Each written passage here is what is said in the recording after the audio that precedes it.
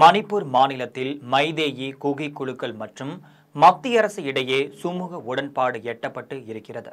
இதைத் தொடர்ந்து தேசிய நெடுஞ்சாலையை திறக்க குகி நிர்வாக குழு ஒப்புக்கொண்டிருக்காங்க. அந்த மாநிலத்தில் விரைவில் அமைதி திரும்பும் என்று எதிர்பார்க்கப்பட்டு வருது. கடந்த 2023ஆம் ஆண்டு மே மாதம் மணிப்பூர்ல மைதேயி குகி சமுதாயத்தினர் இடையே கடும் மோதலானது ஏற்பட்டிருந்துச்சு. மாநிலம் முழுவதுமே கலவரம் வெடித்து 258 பேரும் உயிரிழந்திருக்காங்க. 1108 பேர் படுகாயமும் அடைஞ்சிருந்தாங்க.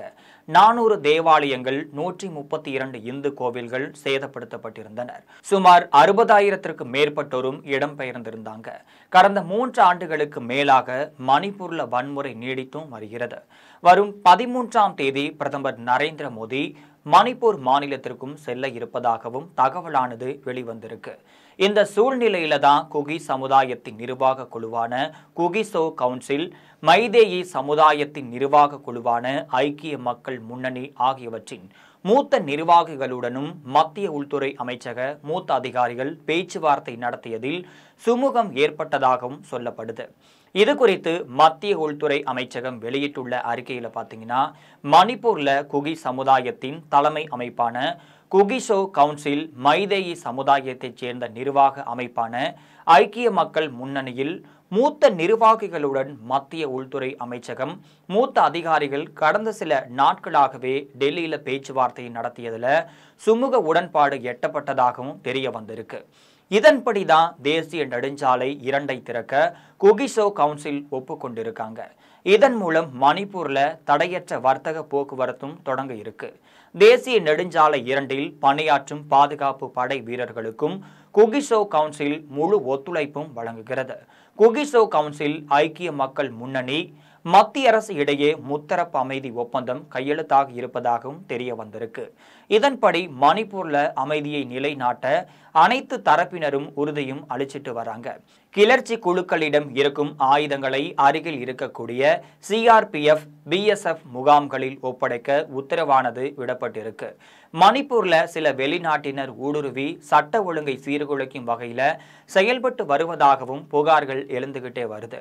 அவர்கள் மீது கடும் நடவடிக்கை எடுக்கப்படும் என்றும், கிளர்ச்சி குழுக்களின் முகாம்கள் மூடப்படும், இவ்வாறு அதில் கூறப்பட்டிருப்பதாகவும் தெரிய வந்திருக்கு.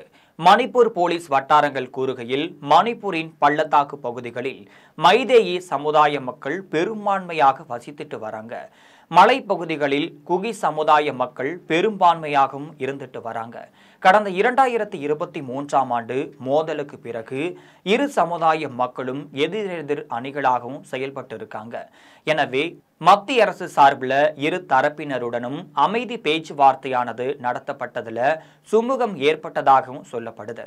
முதற்கட்டமாக மைதேயி, குகி, மத்திய அரசு இடையே அமைதி ஒப்பந்தம் ஏற்படுத்தப்பட்டு உள்ளதால் மணிப்பூரில் விரைவில் அமைதி திரும்பும் என்று எதிர்பார்க்கப்படுது. இந்தியா, மியான்மர் சர்வதேச எல்லையில் நாட்டின் பாதுகாப்பு கருதி மத்திய அரசு வேலி அமைத்தும் வருகிறாங்க. மேலும் இரு நாட்டு எல்லையில் விசா இல்லாமல் 16 கிலோமீட்டர் தூரம் பயணிக்கும் சுதந்திரம் நடமாட்டம் ஒப்பந்தத்தை ரத்து செய்வது குறித்து பரிசீலித்துட்டும் வராங்க. இவ்வாறு நடவடிக்கைகளும் மணிப்பூர் நாகா பழங்குடியின அமைப்பு எதிர்ப்பு தெரிவித்தும் வருகின்றாங்க.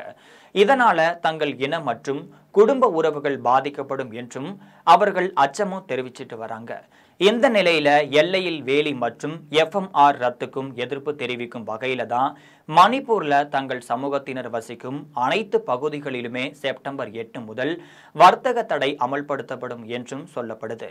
தேசிய நெடுஞ்சாலைகள்ல சரக்கு வாகனங்கள் செல்வதற்காக தடையும் இதில் அடங்கும் என்றும் ஐக்கிய நாகா கவுன்சில் அறிவித்திருப்பது குறிப்பிடத்தக்கது.